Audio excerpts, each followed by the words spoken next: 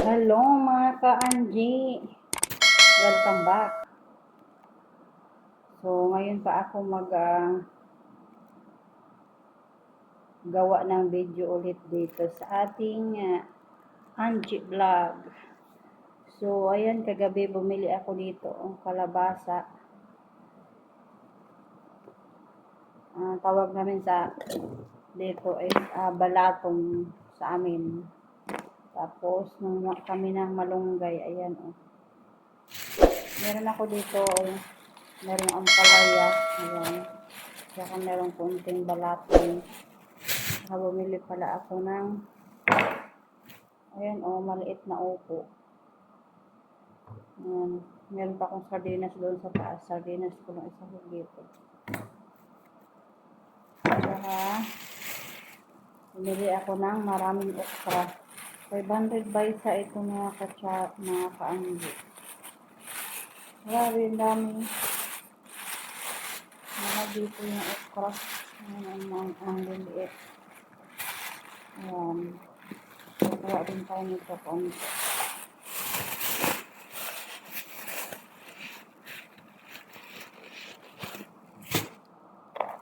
Sa ito din, luto tayo. Kasi ako nakabili ng soy sauce. Soy ba?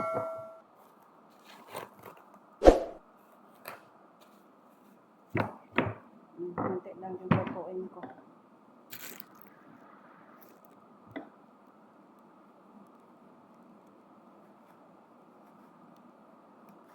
Tagal na ako hindi nakakain ng kalabasa eh.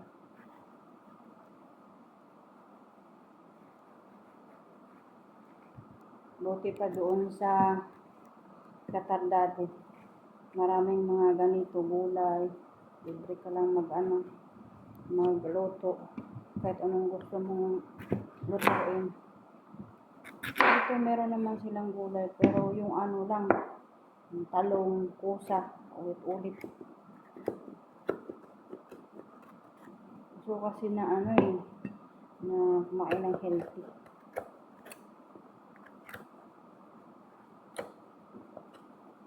Ulit-ulit ako doon naghahanap ng broccoli. Hindi naman ako nakahanap ng broccoli ay.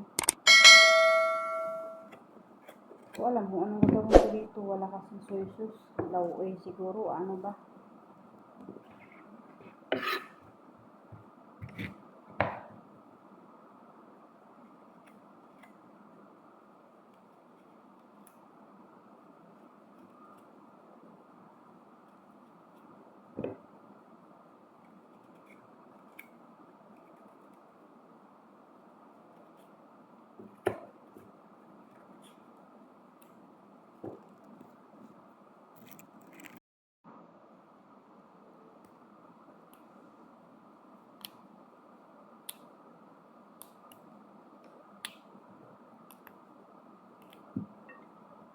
Kahiwaan na ako ng okra.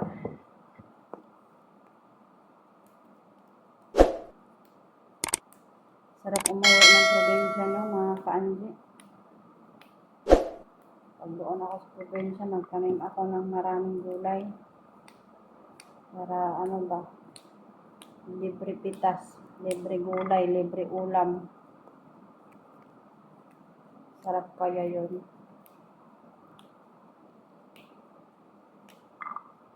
Kasi pag ito bibilhin mo, grabe, sobrang mahal.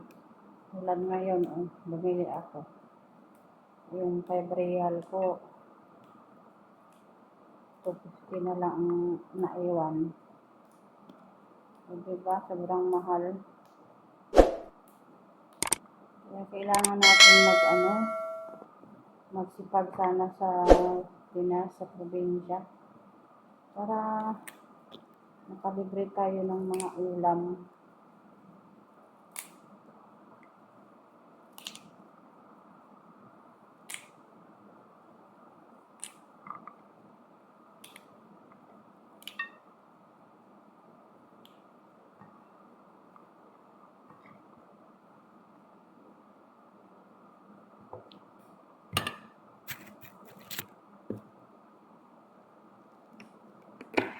Asawa ko palagi kong sinasabihan na magtanim. Daming alipay. So, walang tubig. Hirap yung tubig. Doon naman siguro ng paraan pag gusto lang. Ang tanim. Pero, hindi ka na bili ng bili. Kung pa bibilhin mo. Kahit ano lang yung kangkong. Chinese kangkong. Magbati. Bili kayo sa merkado. Diba, sobrang mahal.